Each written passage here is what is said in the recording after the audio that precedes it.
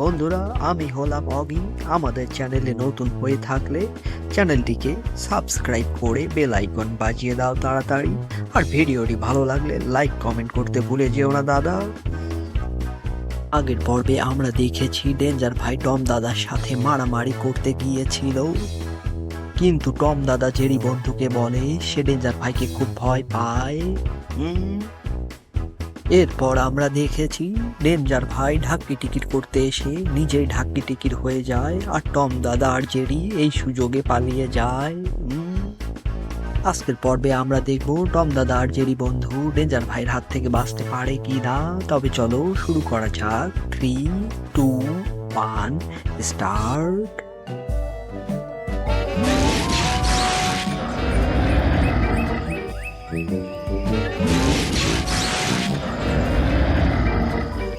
ওহো, নাম আমার ডেঞ্জার ভাই। বনের সকলে আমাকে বাঘের মতো ভয় পায়। ওহো, চলো দাদা গাছের উপরে উঠে পড়ি। ছোটবেলায় শুনেছিলাম বাঘ গাছের উপরে উঠতে পারে না। ওহো, তুই ঠিকই শুনেছিলি, বাঘ গাছে উঠতে না পারলেও ডেঞ্জার ভাই ঠিকই উঠতে পারে। ওহো, কিন্তু ডেঞ্জার ভাই এটা কি হচ্ছে? আমরা সবাই মিলে গাছ ভেঙে মাটিতে পড়ে যাচ্ছি যে। ওয়ে, ভয় করিস না জেরি ভাই, গাছ থেকে পড়ে যাওয়ার আগে আমি তোকে নিয়ে পালাই। ওহো, পালাতে চাইলেই কি পালানো যাবে? ডেঞ্জার ভাইয়ের হাত থেকে বাঁচা মুশকিল হি নেহি, নামুমকিন হ্যায়। ভুলে যাস না, তোর থাকতে পারে 2.5 কিলোর হাত, কিন্তু আমার আছে 5 কিলোর হাত। ওয়ে ডেঞ্জার ভাই, এবারের মতো ছেড়ে দাও, আমি বাড়ি চলে যাই। ওহো, বাড়ি তো পাঠিয়ে দেব, আগে বল আমার মন্টুকে ভূতের ভয় দেখিয়েছিলি কেন? ওয়ে ডেঞ্জার ভাই, আমাকে বল বানিও না। আহো, তুই তো বললি বাড়ি যাবি, এই নে এখন যা। আহো, ছোটবেলায় শিখেছিলাম ক্রিকেট খেলা, তাই আমার হাতের বল কখনো মিস হয় না। আহো, দাদা ডেঞ্জার ভাই তোমার এ কি করলো? আমি তো গাছের ফাঁকে লুকিয়ে আছি।